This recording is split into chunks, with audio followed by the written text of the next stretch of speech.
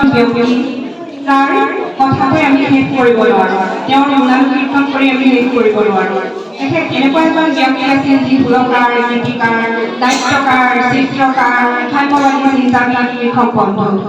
গতিকে তেওঁ যি জীৱন আদৰ্শ, সেই আদৰ্শ সাৰোগত কৰি মই এটি গীত ৰচনা কৰিছিলোঁ আৰু সেই গীতটি আচলতে তেওঁ নিজে এটা অনুষ্ঠান আৰু এটা অনুষ্ঠানক এটা গীতত আবদ্ধ কৰাটো সম্ভৱ কথা। তথাপিও মই মোৰ সীমিত জ্ঞানেৰে চেষ্টা কৰিছোঁ গীতটিত তেওঁৰ কথাখিনি কৈ আমি তেওঁৰ প্ৰতি শ্ৰদ্ধাঞ্জলি যাচিবলৈ। ধন্যবাদ।